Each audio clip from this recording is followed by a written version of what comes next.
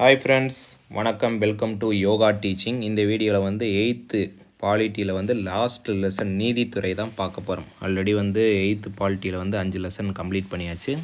இந்த பாடம் நீதித்துறைன்றது last lesson. இதுக்கு முன்னாடி 6th பாலிட்டி 6வதில் இருக்கக்கூடிய பாலிட்டி லெசன்ஸ்லாம் முடிச்சாச்சு. அடுத்து 7th இருக்கிற பாலிட்டி கிட்டத்தட்ட 6, இதில் ஒரு 6 பாடம், இதில் ஒரு 6 பாடம், 12 பாடம் முடிச்சாச்சு. அடுத்து 8th வந்து 5 பாடம். டோட்டலாக வந்து 17 லெசன்ஸ் வந்து ஸ்கூல் புத்தகத்தில் சமச்சீர் புத்தகம் ஹைலைட் பண்ணி பிடிஎஃப் வந்து டெலிகிராம் லிங்க்கில் தொடர்ச்சியாக கொடுத்துட்ருக்கோம். ஸோ மறக்காமல் நம்ம சேனலை ஃபாலோ பண்ணிக்கோங்க. உங்களுக்கு யூஸ்ஃபுல்லான கண்டென்ட் வரக்கூடிய குரூப் 1, 2, 2A, 4 எக்ஸாமுக்கு யூஸ்ஃபுல்லாக இந்த ஜிகே சீரீஸ் வந்து நடத்திக்கிட்டு இருக்கோம். நீங்கள் யூஸ்ஃபுல்லாக பயன்படுத்திங்க. வரக்கூடிய நாட்களில் வந்து நம்ம வந்து கரண்ட் அவர்ஸ் மேக்ஸ் கிளாஸ்லாம் போடுறதுக்கான பிளான் போயிட்டுருக்கு. அதனால் நீங்கள் வந்து தொடர்ச்சியாக நம்ம சேனலை ஃபாலோ பண்ணிக்கோங்க. உங்களுக்கு தேவையான ஒரு எக்ஸாம் பாயிண்ட் ஆப்பில் என்ன தேவையோ அதை நம்ம தொடர்ச்சியாக நம்ம சேனலில் கொடுக்குறோம். மறக்காமல் நம்ம சேனலை விசிட் பண்ணி பாருங்கள். ஓகே, வாங்க இந்த வீடியோக்குள்ளே போகலாம். நீதித்துறை ஒரு பாடம் ஸ்டார்ட் பண்ணுறதுக்கு முன்னாடி அந்த கற்றலின் நோக்கங்களை வந்து ஜஸ்ட் ரீட் பண்ணிக்கோங்க. அப்படின்னா தான் அந்த பாடம் எந்த மாதிரியான கண்டென்ட்டை கொடுக்குதுன்னு தெரியும். ஒரு அவுட்லைன். நீதித்துறையுடைய பரிணாம வளர்ச்சியை கண்டறிதல், இந்திய நீதித்துறையுடைய படிநிலை அமைப்பை நம்ம புரிஞ்சுக்கிறது, உச்ச நீதிமன்றம், உயர் நீதிமன்றம் மற்றும் சார் நீதிமன்றங்களுடைய அதிகார வரம்பை விளக்குதல், சுதந்திரமான நீதித்துறையுடைய அவசியத்தை புரிந்து கொள்ளுதல், உரிமையியல் சட்டம்னா என்ன, குற்றவியல் சட்டம்னா இதுக்கான வேறுபாடு என்னன்றது தான் இந்த பாடத்தில் நம்ம டிஸ்கஸ் பண்ண போகிறோம். அறிமுகத்தில் பார்க்கலாம். அதுக்கு முன்னாடி நீதித்துறையுடைய உயர்வே அரசாங்கத்துடைய உயர்வை காட்டக்கூடிய அளவீடுன்னு சொல்கிறாங்க. நோட் பண்ணிங்க. ஸ்டார்டிங்லேயே ஒரு கோட் வேர்டு மாதிரி இருக்குது. நீதித்துறையுடைய உயர்வு தான் அரசாங்கத்துடைய உயர்வை காட்டக்கூடிய ஒரு அளவீடாக பார்க்கப்படுது. இதை நோட் பண்ணிக்கோங்க. பாடம் எப்பயுமே ஸ்டார்ட் பண்ணும்போது அறிமுகம் வந்து தான் ஒரு இன்ட்ரொடக்ஷன் நம்ம ரீட் பண்ணும்போது தெரிஞ்சுக்கலாம் பாடம் வந்து இதை தான் சொல்ல வருதுன்னு. அப்போ ஃபஸ்ட்டு இந்த அறிமுகத்தில் என்ன சொல்லுதுன்னா, இந்தியா வந்து ஒரு ஒருங்கிணைந்த நீதித்துறை அமைப்பை கொண்டிருக்கு. ஒருங்கிணைந்த நீதித்துறை அமைப்பை கொண்டிருக்கு. இந்த நீதியை நிர்வகிக்கிறதுனாலும் சரி, தகராறுகளை தீர்த்து வைக்கிறது, சட்டங்களுக்கு விளக்கம் அளிக்கிறது, அடிப்படை உரிமைகளை பாதுகாக்க மற்றும் அரசியலமைப்பு சட்டத்துடைய பாதுகாவலனாக விளங்கக்கூடியது இந்த நீதித்துறை தான். Okay, judicial. அப்போ இந்த மாதிரியான விஷயங்கள் தான் நமக்கு நம்ம சண்டைகளை தீர்த்து வைக்கிறதா இருக்கட்டும், நம்ம அடிப்படை உரிமைகளை நம்ம பாதுகாக்கிறதுக்கு எல்லாத்துக்குமே இந்த நீதித்துறைன்றது மிக மிக இன்றியமையாது தான். அதுக்கப்புறம் வாங்க, சட்டம்னா என்னங்க, நீதித்துறைனா என்ன? சட்டம்னா என்னென்னா, ஒரு மக்களை ஆள ஒரு அரசாங்கத்தாலோ அல்லது நிறுவனத்தாலோ விதிக்கப்படக்கூடிய விதிகளின் அமைப்புக்கு தான் சட்டம்னு சொல்கிறாங்க. அப்போ நீதித்துறைனா ஒரு வேர்டு ஆட் பண்ணிக்கோங்க. சட்டப்படி ஒரு நாட்டின் பெயரால் நீதிகளை வழங்கக்கூடிய நீதிமன்றங்களுடைய அமைப்புக்கு பேர் தான் நீதித்துறை. ஒரு நாடு இருக்கும், சட்டப்படி அவங்களுக்குன்னு ஒன்று ரூல்ஸ் அண்ட் ரெகுலேஷன், அதுபடி தான் ஃபாலோ பண்ணணும். பல்வேறு நீதிமன்றங்கள் இணைஞ்சு ஒரு நீதித்துறை ஒரு கான்செப்டில் கொண்டு வராங்க. பல்வேறு வகையான நீதிமன்றங்களுடைய அமைப்பு தான் நீதித்துறை. அங்கேருந்து அவங்க என்ன பண்ணுவாங்க, சட்ட திட்டங்களுக்கு உட்பட்டு நீதியை வந்து நிலைநாட்டுவாங்க. அதுதான் நீதித்துறைன்னு சொல்கிறாங்க. இந்த நீதித்துறையுடைய பரிணாம வளர்ச்சி எப்படி இருக்குது, பண்டைய காலத்தில் எப்படி இருக்குது, அதுக்கப்புறம் நவீன காலத்தில் எப்படி மாறுபட்டு வந்திருக்கிறதா இந்த பாடமே. அப்போ நீதித்துறையுடைய பரிணாம வளர்ச்சியில் பண்டைய காலத்தில் நீதித்துறை எப்படி இருக்குன்னா, பண்டைய காலத்தில் நீதி என்ற கருத்து வந்து சமயத்துடன் தொடர்புடையதாக இருந்தது. எதற்கு தொடர்புடையதாக இருந்திருக்கு? சமயத்துடன். இங்கே வந்து அரசர் தான் நீதியுடைய மூலாதாரமாக விளங்குகிறாரு. அப்போ பண்டைய காலத்தில் அரசர் தான் நீதியுடைய ஃபஸ்ட்டு மூலாதாரமாக விளங்குறாரு. பெரும்பாலான அரசர்களுடைய அவைகளில் தர்மத்துடைய அடிப்படையில் தான் நீதி வழங்க. அதனங்க தர்மம்னா நன்னடத்தை, கடமை. பெரும்பாலான அரசர்கள் வந்து அவங்க அவையில் எப்படி நீதியை வழங்குறாங்கன்னு கேட்கலாம். தர்மத்தின் அடிப்படையில். இது வந்து புக் பேக் கொஸ்டின் நோட் பண்ணிக்கோங்க. தர்மத்தின் அடிப்படையில். இவை மரபார்ந்த சட்ட தொகுப்புகளாகும். தர்மத்துடைய சட்டங்கள் தனி மனிதனை மட்டுமல்லாது சமூகத்தையும் நிர்வகிக்கிறதுன்னு சொல்கிறாங்க. அப்போ இந்த பாக்ஸில் என்ன நீங்கள் தெரிஞ்சுக்கணும்னா, அரசர் தான் நீதியுடைய மூலாதாரமாக பண்டைய காலத்தில் இருந்திருக்காங்க. அவங்க எந்த அடிப்படையில் நீதி வழங்கியிருக்காங்கன்னா, தர்மத்தின் அடிப்படையில் தான் வழங்கியிருக்காங்க. அடுத்து வாங்க, ஸ்மிருதி இலக்கியங்கள். ஸ்மிருதி இலக்கியங்கள் வந்து பண்டைய இந்தியாவில் வந்து ஸ்மிருதி இலக்கியங்கள் வந்து சொல்லப்படக்கூடிய 3 விஷயங்கள் இருக்குது. பாருங்கள், வாய்க்கே நுழையில. மனுஸ்மிருதி, நாரத ஸ்மிருதி, யக்ஞ வல்கிய ஸ்மிருதி. ரீட் பண்ணவே சிரமமாக இருக்கும், நோட் பண்ணி படிங்க. மனுஸ்மிருதி, நாரத, யக்ஞ, வல்கிய ஸ்மிருதின்ற 3 இதுவுமே வந்து பண்டைய இந்தியாவுடைய ஸ்மிருதி இலக்கியங்களாக சொல்கிறாங்க. எத்தனை கூட கேட்கலாம், 3. கீழே வாங்க. கணங்களின் குடியரசுகள் தங்களுக்கென சட்ட அமைப்பை கொண்டிருக்கு. இதில் வந்து குலிக்கா, ஏன்னா இந்த வேர்டு எனக்கு ரொம்ப டிஃப்ரெண்ட்டாக இருந்துச்சு, ஃபஸ்ட் டைமாக நான் பார்க்குறேன். குலிக்கா நீதிமன்றத்தை நாம் காணலாம். அது நாங்கள் கணங்களின் குடியரசு வந்து தங்களுக்குன்னு ஒரு தனி பாணியில் சட்ட அமைப்பு வச்சுருப்பாங்க. இதில் தான் குலிக்கான்ற நீதிமன்றம். இந்த நீதிமன்றம் வஜிகளிடையே குற்ற வழக்குகளை விசாரிக்க 8 குலிக்காக்களை கொண்ட வாரியம் இருந்திருக்கு. இந்த மேல்முறையீடானது குல நீதிமன்றத்திலிருந்து கண நீதிமன்றத்துக்கு மேற்கொள்ளப்பட்டது. இதெல்லாம் பண்டைய காலத்திலுடைய ப்ரொசீஜர். இப்போ எப்படி நம்ம மேல்முறையீடு போகிறோம்னா, இப்போ நம்ம வந்து உயர் நீதிமன்றத்தில் ஒரு வழக்கு தொடுக்கிறோம்னா, இங்கே நமக்கு வந்து சட்டங்கள் நமக்கு நீதி வந்து நமக்கு ஃபேவராக இல்லைன்னா அதுக்கு உங்களுக்கு மேல்முறையீடு பண்ணால் உச்ச நீதிமன்றம் போகிறோம்ல, அந்த மாதிரி பண்டைய காலத்தில் வந்து கண நீதிமன்றம் தான் உயர் நீதிமன்றமாக இருந்திருக்கு. குல நீதிமன்றம் தான் உயர் நீதிமன்றமாக இருந்திருக்கு. கண நீதிமன்றம் உச்ச நீதிமன்றமாக இருந்திருக்கு. அந்த காலத்தில், பண்டைய காலத்தில் இந்த வேர்டு. இப்போ நடைமுறையில் உயர் நீதிமன்றம், உச்ச நீதிமன்றம் அந்த கான்செப்டில் வந்துருங்க. சரிங்களா? அப்போ வஜிகளிடையே குற்ற வழக்குகளை விசாரிக்க எத்தனை குலிக்காக்களை கொண்ட வாரியம் இருந்திருக்குன்னா 8ன்றதை நோட் பண்ணிக்கோங்க. அடுத்து, இடைக்கால இந்தியாவில் நீதித்துறை. துக்ளக் ஆட்சி காலத்தில் வந்து உரிமையியல் நடைமுறை சட்டங்கள் தொகுக்கப்பட்டதை காண முடிகிறது. இது என்ன அழைக்கப்படுறாங்க? பைக்கா-இ பெரோஸ் சாகி அப்படின்னு சொல்கிறாங்க. நல்லா கேட்டுக்கோங்க. யாருடைய ஆட்சி காலத்தில் உரிமையியல் நடைமுறை சட்டங்கள் துவக்கப்பட்டதை காண முடியுதுன்னா துக்ளக் பீரியடில். இது என்னன்னு சொல்கிறாங்கன்னா பைக்கா-இ பெரோஸ் சாகின்னு சொல்கிறாங்க. இந்த சட்டம் வந்து பல்வேறு விவகாரங்களில் சட்டம் மற்றும் நடைமுறை விவகாரங்களை வழங்கியிருக்கு. இது என்ன மொழியில் எழுதியிருக்காங்கன்னா அரபு மொழியில் எழுதியிருக்கு. எந்த மொழிங்க? அரபு மொழியில் எழுதி பாரசீக மொழியில் வந்து டிரான்ஸ்லேட் பண்ணியிருப்பாங்க. பாரசீக மொழியில் மொழிபெயர்க்கப்பட்டது என்னது? பைக்கா-இ பெரோஸ் சாகி. இதுதான் என்ன பண்ணுது? அரபு மொழியில் எழுதி பாரசீக மொழியில் டிரான்ஸ்லேட் பண்ணியிருப்பாங்க. பின்னாடி யாருடைய காலம்னா அவுரங்கசீப் காலத்தில் வந்து 1670 பட்வா-இ ஆலம்கீர் என்ற சட்ட தொகுப்பின்படி மாற்றி அமைச்சிருக்காங்க. எப்படி? ஒரு சட்ட திட்டங்களை வந்து தொகுப்பாங்க. அதிலிருந்து அவங்களுக்கு வந்து ஒரு முரண்பாடு இருக்குன்னா அதில் சின்ன ஆல்டர்னேட் பண்ணியிருப்பாங்க. அந்த மாதிரி துக்ளக் ஆட்சி காலத்தில் உரிமையியல் நடைமுறை சட்டத்தை தொகுத்ததை வந்து பைக்கா-இ பெரோஸ் சாகின்னு சொல்லியிருக்காங்க. அதை பிற்காலத்தில் 1670 அவுரங்கசீப் காலத்தில் பட்வா-இ ஆலம்கீர் என்ற சட்ட திட்டத்தின்படி மாற்றி அமைச்சிருக்காங்க. இதுதான் நோட் பண்ணிக்கோங்க. 2 பாயிண்ட். துக்ளக் பீரியடு, அவுரங்கசீப் பீரியடில் வந்து நீதித்துறை எப்படி இருக்குது, என்ன நேமில் அழைக்கப்பட்டிருக்காங்க, அதுலேருந்து எப்படி முரண்படுறாங்கன்றதை இந்த பாக்ஸில் சொல்கிறது. அடுத்து, நவீன இந்தியாவில் நீதித்துறை. இதுதான் இப்போ உள்ள ட்ரெண்டு. பாருங்கள், நம் நாட்டில் உள்ள நீதித்துறை அமைப்பு வந்து சட்டங்கள் வந்து எல்லாமே ஆங்கிலேயருடைய ஆட்சி காலத்தில் உருவாக்கப்பட்டது. ஓகே, தெரியும். ஆங்கிலேய கிழக்கிந்திய கம்பெனியால் வந்து மதராஸ், பம்பாய், கல்கத்தா ஆகிய இடங்களில் மேயர் நீதிமன்றங்கள் காலத்தில் 1727 வந்து பொது சட்டத்தின் வரலாறு தொடங்குகிறது. இந்த பொது சட்டம் வரலாறு தொடங்குற பீரியட் வந்து 1727. இது எதனுடைய சாசனத்தின் கீழே சட்டத்திட்டங்களுக்கு உட்படுதுன்னா 1726 சாசன சட்டத்தின் கீழ். அப்போ 1727 ஆண்டுகளில் வரலாறு தொடங்குது. என்ன வரலாறுனா இந்திய பொது சட்டம். இது எந்த சாசன அடிப்படையில் வந்து இயங்குதுன்னா 1726 சாசன சட்டத்தின் கீழே தான் இயங்குது.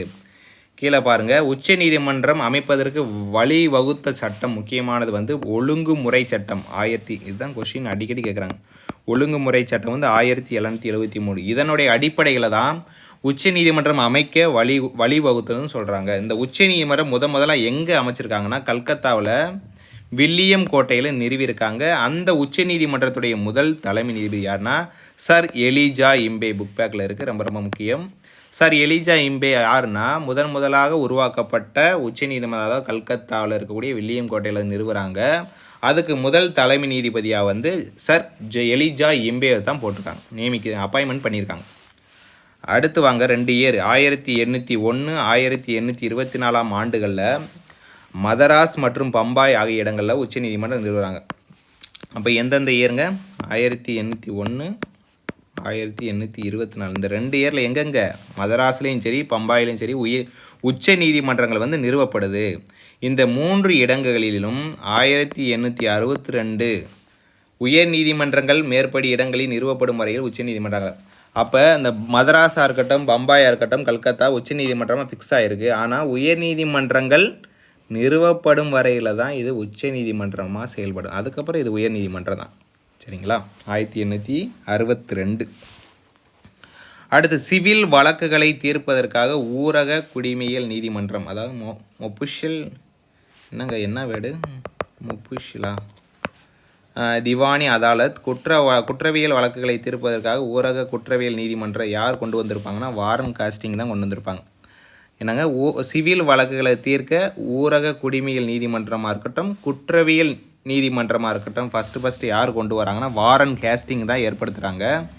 இந்த மேற்கண்ட நீதிமன்றங்களுடைய மேல்முறையீட விசாரிக்க என்ன கொண்டு வராங்கன்னா சதர் திவானி அதாலத் அதாவது குடிமையியல் மேல்முறையீட்டு நீதிமன்றம் சதர் திவானி அதாலத். குற்றவியல் மேல்முறையீட்டு நீதிமன்றம்னா சதர் நிசாமத் அதாலத்துன்றதை கொண்டு வராங்க. யார்? முதல்ல வாரன் கேஸ்டிங் வந்து ஊரகத்தில் நல்லா நோட் பண்ணிங்க. வாரன் கேஸ்டிங் கீழே வாங்க. வாரன் கேஸ்டிங் என்ன கொண்டு வராங்கன்னா இந்த குடிமையியல் நீதிமன்றமாக இருக்கட்டும், குற்றவியல் நீதிமன்றத்தை முத கொண்டு வராங்க. அவங்க கொண்டு வந்ததை மேல்முறையீடு பண்ணுறதுக்கு சதர் திவானி அதாலத், அதாவது குடிமையியல் மேல்முறையீட்டு நீதிமன்றம், குற்றவியல் மேல்முறையீட்டு நீதிமன்றம் கொண்டு வராங்க. இந்த வாரன் கேஸ்டிங் கொண்டு வந்த ஊரகத்தில் இருக்கக்கூடிய வழக்குகள் வந்து அந்த நீதிமன்றத்துக்கு மறு ஆராய்வு, என்னது காரன் வாலிஸ் வந்து இந்த உரிமையியல் மற்றும் குற்றவியல் நீதிமுறையை மறுசீரமைக்கிறார். அதாவது வாரன் கேஸ்டிங் கொண்டு வந்தது வந்து காரன் வாலிஸ் வந்து மறுசீரமைப்பு பண்ணுறாங்க. அதுக்கப்புறம் வந்து காரன் வாலிஸ் ஆட்சி காலத்திலேயே மாவட்ட குற்றவியல் நீதிமன்றங்கள் நீக்கப்பட்டு கல்கத்தா, டாக்கா, மூர்ஜிதாபாத், பாட்னா இடங்களில் மாகாண மேல்முறையீட்டு நீதிமன்றங்கள் அமைக்கிறாங்க. ஆனால் இந்த 4மே வந்து வில்லியம் பெண்டிங் ஆட்சி காலத்தில் வந்து வில்லியம் பெண்டிங்கால் ஆட்சி காலத்தில் 4 மேல்முறையீட்டு நீதிமன்றங்கள் நீக்கிறாங்க. அப்போ இந்த பாராகிராஃபில் நல்லா தெரிஞ்சுங்க. ஃபஸ்ட்டு வாரன் கேஸ்டிங்கு அவங்க கொண்டு வந்த அந்த குற்றவியல் நீதிமன்றமாக இருக்கட்டும், கீழே வாங்க, ஊரக குற்றவியல் நீதிமன்றம் இந்த இருக்குது பாருங்கள். வாரன் கேஸ்டிங் கொண்டு வந்த ஊரக குற்றவியல் நீதிமன்றமாக இருக்கட்டும், குடிமையியல் நீதிமன்றம், இதை மறுசீராய்வு பண்ணுறது வந்து யாருன்னா காரன் வாலிஸ். அந்த காரன் வாலிஸ் கொண்டு வந்த ஒரு 4 மாகாண மேல்முறையீட்டு நீதிமன்றங்களை ஃபைனலாக வில்லியம் பெண்டிங் ஆட்சி காலத்தில் நீக்கி விட்றாங்க. இதுதான் இந்த பாராகிராஃப். இதில் நம்ம தெரிஞ்சுக்கிறது வந்து சதர் திவானி அதாலத்னா குடிமையியல் மேல்முறையீட்டு நீதிமன்றம், சதர் நிசாமத் அதாலத்னா குற்றவியல் நீதிமன்றம். இது மட்டும் தெரிஞ்சுக்கணும் யாருடைய பீரியடில் என்னென்ன நடந்திருக்குன்னு. அடுத்து கல்கத்தா வந்து உயர்நீதிமன்றம். கல்கத்தா உயர்நீதிமன்றம் நாட்டின் மிக பழமையான உயர்நீதிமன்றம். 1862 நிறுவப்பட்டிருக்கு. அப்போ கல்கத்தா உயர்நீதிமன்றம் எப்போது அமைக்கப்பட்டதுன்னா 1862. அதே சமயத்தில் அலகாபாத் உயர்நீதிமன்றமும் நாட்டுடைய பெரிய நீதிமன்றமாக பார்க்கப்படுது. நோட் பண்ணிக்கோங்க. அடுத்து சதர் திவானி அதாலத், சதர் நிசாமத் அதாலத் ஆகியன அலகாபாத்தில் நிறுவுறாங்க. மெக்காலேன்றவர் என்ன பண்ணுறாருன்னா ஒரு சட்ட ஆணையத்தை கொண்டு வராங்க. அந்த சட்ட ஆணையம் என்ன சொல்லுதுன்னா 1859 உரிமையியல் நடைமுறை சட்டம் அப்படின்னு நோட் பண்ணிக்கோங்க. 1859 உரிமையியல் நடைமுறை சட்டம். 1860 வந்து இந்திய தண்டனை சட்டம், இந்தியன் பீனல் கோடு. 1861 வந்து குற்றவியல் நடைமுறை சட்டத்தை உருவாக்குறாங்க. ஃபைனலாக வந்து இந்த ரொம்ப முக்கியம், 1935ஆம் ஆண்டு இந்திய அரசு சட்டம் தான் கூட்டாட்சி நீதிமன்றங்களை உருவாக்குது. இது அடிக்கடி கேட்கக்கூடிய கொஷின், எல்லா ஏர் முக்கியம்தான், இது ஸ்பெசிஃபிக்காக நோட் பண்ணிக்கோங்க. 1935 இந்திய அரசு சட்டம் தான் கூட்டாட்சி நீதிமன்றங்களை உருவாக்குது. ஆனால் இறுதி மேல்முறையீட்டு நீதிமன்றம் இது கிடையாது. சில நேர்வுகளில் வந்து மேல்முறையீடு எங்கே நடக்கும்னா இங்கிலாந்தில் இருக்கக்கூடிய பிரிவி கவுன்சில் நீதிக்குழுவிடம் தான் கொண்டு செல்லப்பட்டது. அப்போ 1949 பிரிவி கவுன்சிலோடைய நீதி வரையறை ஒழிப்பு சட்டத்தின் மூலம் பிரிவி கவுன்சில் வந்து நீக்கப்பட்டது. ஃபைனலாக வந்து இந்திய உச்ச நீதிமன்றம் 1950 ஜனவரி 28ஆம் நாள் தொடங்கப்பட்டது. பாருங்கள் படிநிலைகளை பாருங்கள். மெக்காலேன்ற ஒரு சட்டத்திட்டங்கள் ஆணையங்கள் உட்படுத்தப்பட்டு 1859 உரிமையியல் சட்டம், 1860 இந்திய தண்டனை சட்டம், 61 குற்றவியல் நடைமுறை சட்டம் வந்து கொண்டு வராங்க, உருவாக்குறாங்க. 35 இந்தியாவில் வந்து ஒரு கூட்டாட்சி நீதிமன்றங்களை உருவாங்குற எந்த சட்டத்தின் அடிப்படையில் இந்திய அரசு சட்டம் 1935.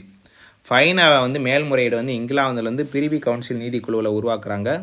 அந்த பிரிவி கவுன்சில் கூட 1949 வந்து நீக்கிட்டு ஃபைனலாக இந்திய உச்ச நீதிமன்றம் எப்போ ஸ்டார்ட் பண்ணுறாங்க 1950 ஜனவரி 28. கொஸ்டின் ஏரியா தாங்க 1950 ஜனவரி 28 தான் இந்திய உச்ச நீதிமன்றம் வந்து தொடங்குறாங்க. ஸ்டார்டிங் டேட் நோட் பண்ணிக்கோங்க. அடுத்து இந்தியாவுக்கு என்னென்ன சட்டங்கள்ன்றதை பார்க்கலாம். ஆங்கிலேயர் ஆட்சி காலத்தில் வந்து இந்தியர்களுக்குன்னு ஒரு தனி சட்டமோ நீதிமன்றமோ கிடையாது.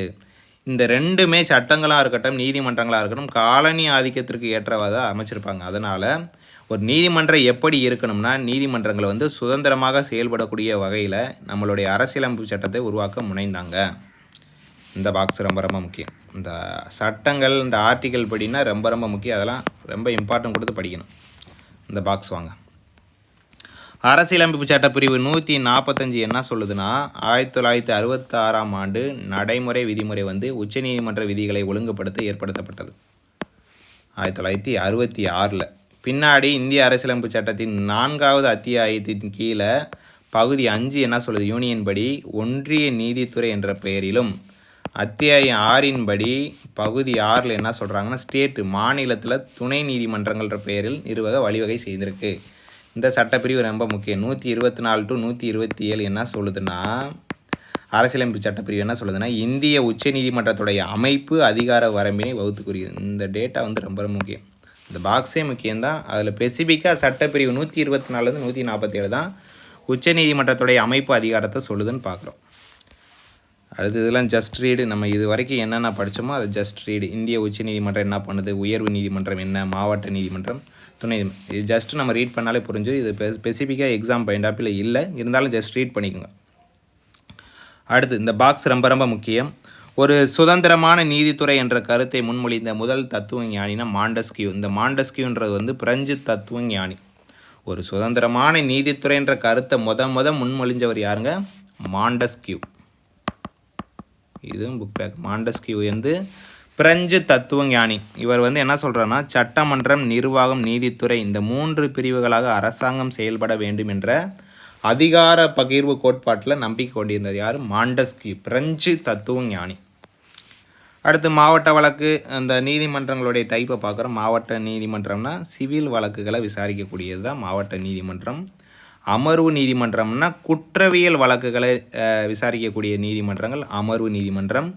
பஞ்சாயத்து நீதிமன்றங்கள்லாம் என்னென்னா கிராம அளவில் உரிமையல் குற்றவியல் வழக்குகளை பஞ்சாயத்து நீதிமன்றம் கையாளுது. இதெல்லாம் ஜஸ்ட் ரீடு தான்.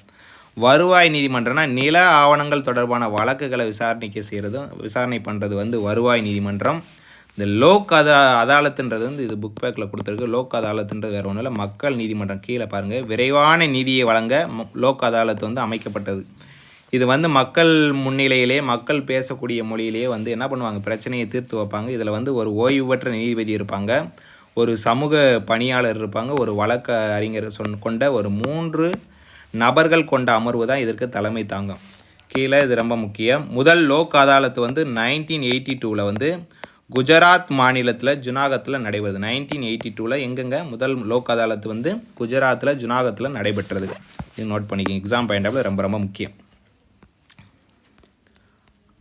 அடுத்து விரைவு நீதிமன்றம் வந்து 2000 இந்தியாவில் நீதிமன்றங்களில் 2000 ஆண்டில் நீண்ட காலமாக நிலுவையில் இருக்கக்கூடிய வழக்குகளை நம்மளுடைய வழக்குகளை வந்து முடிவுக்கு கொண்டு வருவாங்க. அதான் விரைவு நீதிமன்றம். தொலைதூர சட்ட முன்னெடுப்பு டெல்லி லா இனிஷியேட்டிவ்னா கிராமப்புற மக்களுக்கு வந்து சட்ட உதவிகள் சேவைகளை வழங்க இந்த இது கொண்டு வந்தாங்க. எந்த அமைச்சகங்கள்னா சட்டம் மற்றும் நீதி அமைச்சகம், மின்னணு மற்றும் தகவல் தொழில்நுட்ப அமைச்சகத்துடைய கூட்டு முயற்சியோட தான் இது ஸ்டார்ட் பண்ணியிருக்காங்க. இது வந்து காணொலி கலந்துரையாடல் மூலம் வழக்கறிஞரிடமிருந்து மக்கள் வந்து சட்ட ஆலோசனைகளை பெறலாம். ஆன்லைன்லேயே என்ன பண்ணிக்கலாம், தனக்கு தேவையான வந்து சட்ட ஆலோசனைகளை வந்து அட்வொகேட்டுகிட்ட நம்ம வாங்கிக்கலாம். அதான் தொலைதூர சட்டம் அனுப்பு. நீங்கள் லாங்கில் இருந்தாலும் நமக்கு தேவையான உதவிகளை இந்த காணொலி மூலமாக, அதை வீடியோ கான்ஃபரன்ஸ் எல்லாம் சொல்கிறாங்களோ அது மூலம் பண்ணிக்கலாம். அடுத்து குடும்ப நீதிமன்றம் வந்து குடும்பம் தொடர்பான சட்ட விவகாரங்களை இது வந்து தீர்த்து வைக்கிறது. இந்த மனமுறிவாக இருக்கட்டும், தத்தெடுப்பு, சிறார் பிரச்சனைகள் எல்லாமே இந்த குடும்ப நீதிமன்றம் வந்து டேக் ஓவர் பண்ணிக்கிறோம். அடுத்து நடமாடும் நீதிமன்றங்கள் மொபைல் கோர்ட்டு. அதாவது நடமாடும், அதுலேயே நடமாடும் வந்துருச்சு. கிராமப்புற மக்களுக்கு இடர்களை தீர்க்கக்கூடியதாகவும் அவங்க வாழிடங்களிலேயே போய் நீதிகளை நிலைநாட்டுவதற்கு. இப்போ நீங்கள் கோர்ட்டுக்கு போனீங்கன்னா அதுக்கான அமௌண்ட்டு, சார்ஜு, ட்ராவலிங் ஃபீஸ் இதெல்லாம் இருக்குல்ல.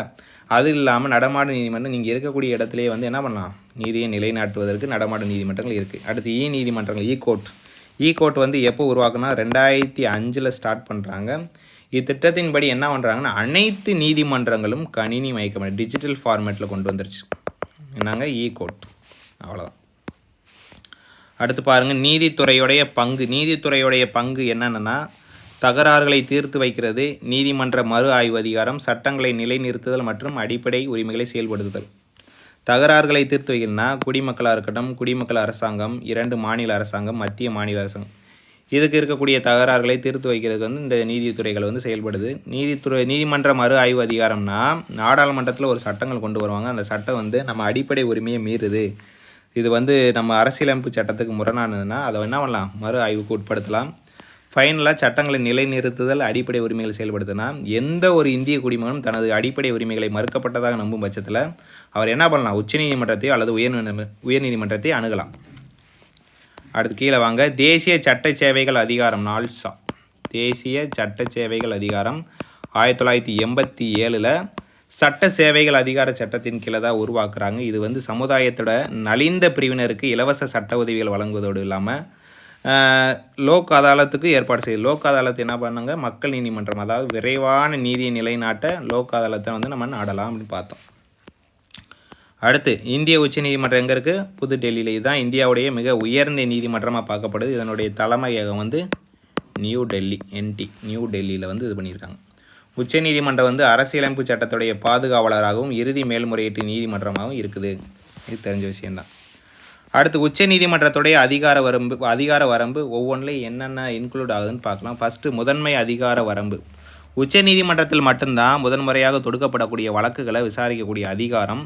இது வந்து மத்திய அரசாக இருக்கட்டும், மாநிலம் இல்லை ஒன்றுக்கு மேற்பட்ட மாநிலங்களுக்கு இடையிலான பிரச்சனைகள், 2 அல்லது மேற்பட்டான மாநிலங்களுக்கு இடையிலான பிரச்சனைகளை வந்து இந்த முதன்மை அதிகார வரம்புக்குள்ளே அடங்கும். இந்த மாதிரியான விஷயங்களை வந்து அவங்க வந்து விசாரணை பண்ணுவாங்க, வழக்குகளை தொடுப்பாங்க. மேல்முறையீடுனா உயர் நீதிமன்றம் வழங்கிய எதிர்ப்பை வந்து மீறி உச்ச நீதிமன்றத்தில் தாக்கல் பண்ணுறதான் மேல்முறையீட்டு நீதிமன்றமாக பார்க்குறோம். அடுத்து ஆனால் நீங்கள் உயர் நீதிமன்றத்தில் ஒரு வழக்கு தொடுக்குறீங்கன்னா இது உச்ச நீதிமன்றம் பாஸ் ஆகுதுன்னா இந்த உயர் நீதிமன்றம் என்ன பண்ணணும்னா சான்றிதழ் சர்டிஃபிகேட் கொடுக்கணும். நீங்கள் இந்த கேஸை வந்து நீங்கள் உச்சநீதிமன்றத்தில் டீல் பண்ணிக்கலாம் அப்படின்னு இந்த உயர்நீதிமன்ற ஹைகோர்ட் வந்து ஒரு சான்றிதழ் கொடுக்கணும். அப்படின்னா தான் உச்சநீதிமன்றம் அதை டேக் ஓவர் பண்ணுவாங்க.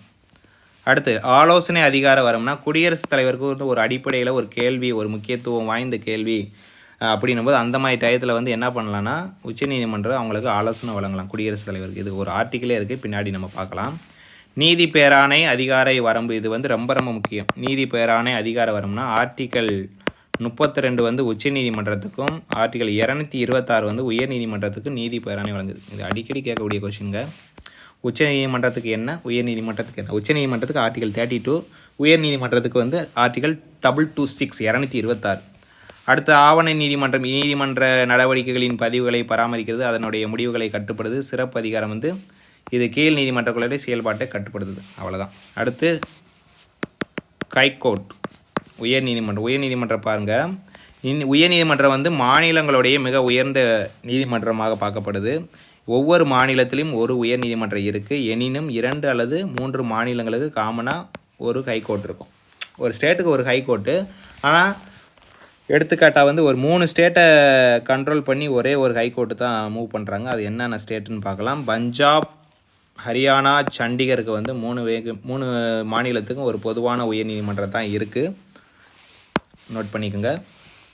இந்த நீதித்துறையோடைய சுதந்திரமான நடுநிலை செயல்பாடு என்னென்னா, நீதித்துறை வந்து சுதந்திரமாக செயல்படணும். அதை கீழே கொடுத்துருக்காங்க. ஒரு சுதந்திரம் நடுநிலைத்தன்மையோட நிறுவுறாங்க.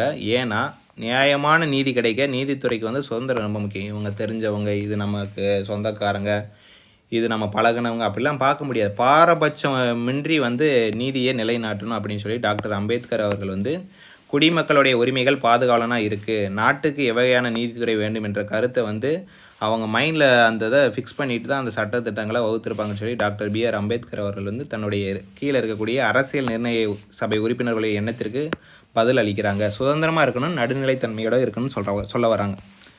நம்ம நீதித்துறை வந்து நிர்வாகத்திடமிருந்து சுதந்திரமாக இருக்கணும், அதே வேளையில் திறமை மிக்கதாக இருக்கணும். ஆனால் இந்த ரெண்டையுமே மெயின்டைன் பண்ணுறதுக்கு இந்த பாருங்கள் என்னவென்றால் எப்படி இந்த 2 நோக்கங்களையும் பாதுகாக்க முடியும் என்பதே ஆகும். இதெல்லாம் ஒரு பெரிய கொஸ்டினேவும்.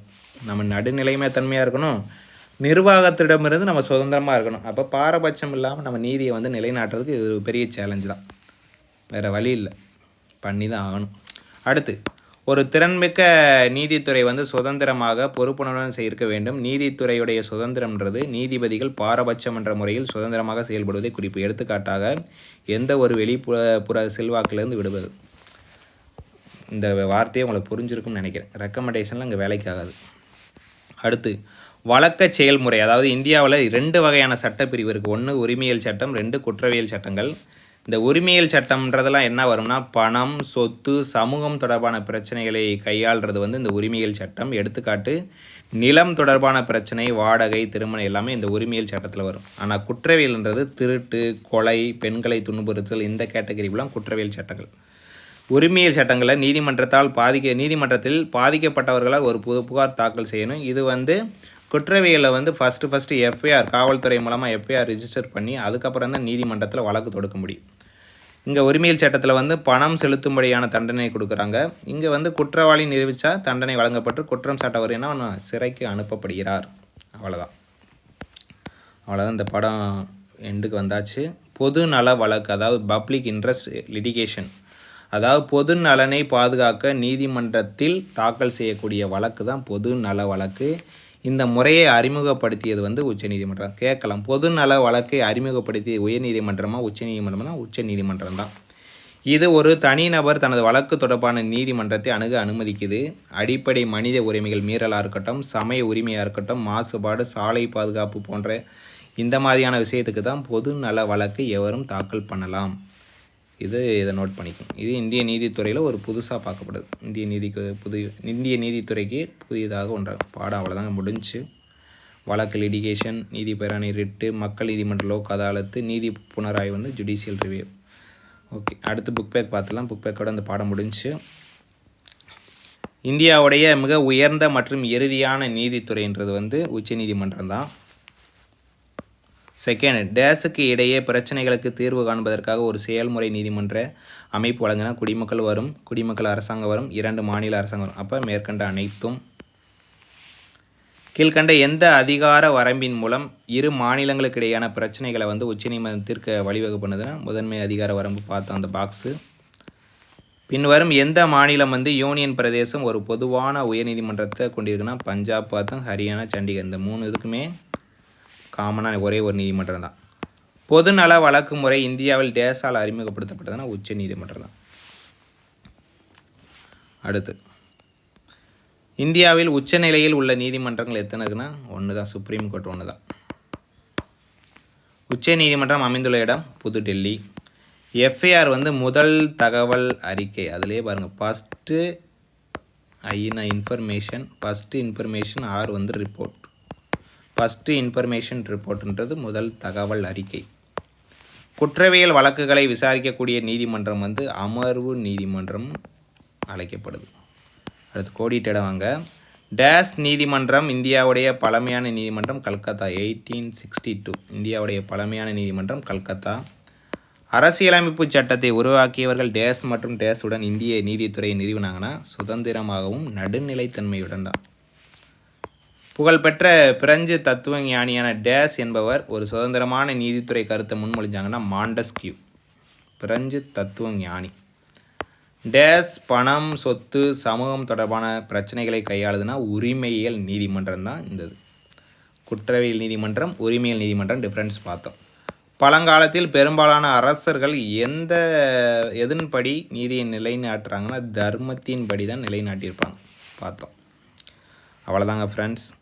அடுத்து பொறுத்து முடிச்சிடலாம். புக் பேக்குன்னு தனி சீரியஸாக நான் போகிறேன். இந்த சரியாக தவறலாம் உங்களுக்கு வந்து அகாடமி மெட்டீரியல் வந்து டைப் பண்ணி நான் அது தனியாக ஒரு சீரியஸாக புக் பேக்கே போடுறேன். இந்த படத்தில் பொறுத்து வரைக்கும் பார்த்துக்கலாம். உச்ச நீதிமன்றம்னா இறுதி மேல்முறையீட்டு நீதிமன்றம் தான் உச்ச நீதிமன்றம். உயர் நீதிமன்றம்ன்றது மாநிலத்துடைய உயர் நீதிமன்றம். லோக் அதாலத்துன்றது ஒரு மக்கள் நீதிமன்றமாக பார்த்தோம். இது வந்து விரைவான நீதியை மெயின்டைன் பண்ணுறாங்க லோக் அதாலத். சார் எலிஜா இம்பே அவர்கள் வந்து யாருன்னா முதல் தலைமை நீதிபதி. ஸ்மிருதி என்பது சமூக கடமை. அவ்வளோதாங்க, அந்த பாடம் முடிஞ்சு. இதனுடைய ஹைலைட்டான பிடிஎஃப் வந்து நம்ம யோகா டீச்சிங் டெலகிராமில் ஜாயின் பண்ணிக்கோங்க. இந்த வீடியோ கீழே டிஸ்கிரிப்ஷனில் கொடுக்குறேன், மறக்காமல் ஜாயின் பண்ணி நம்ம சேனலுக்கு சப்போர்ட் பண்ணுங்கள். ஏன் சப்போர்ட் பண்ணணும் அப்படின்னா நம்ம வரக்கூடிய குரூப் 4, குரூப் 2, குரூப் 1க்கு தேவையான கரண்ட் அஃபேர்ஸ் சீரிஸ் வந்து பிப்ரவரியிலேருந்து கொடுக்க போகிறோம். அதுக்கப்புறம் பார்த்தீங்கன்னா மேக்ஸ் கிளாஸும் எடுத்து கொடுக்க போகிறோம். கிட்டத்தட்ட உங்களுக்கு குரூப் 4க்கு மோர் தென் 10 மந்த்ஸ் இருக்குது 2026ல். அப்போ இதை நீங்கள் ப்ராப்பராக யூட்டிலைஸ் பண்ணிக்கோங்க. நம்ம சேனலுக்கு சப்போர்ட் பண்ணுங்கள். யோகா டீச்சிங்கிற சேனலுக்கு சப்போர்ட் பண்ணி சப்ஸ்கிரைப் பண்ணுங்கள். நன்றி. Thank you so much. அடுத்த வீடியோவில் சந்திக்கலாம்.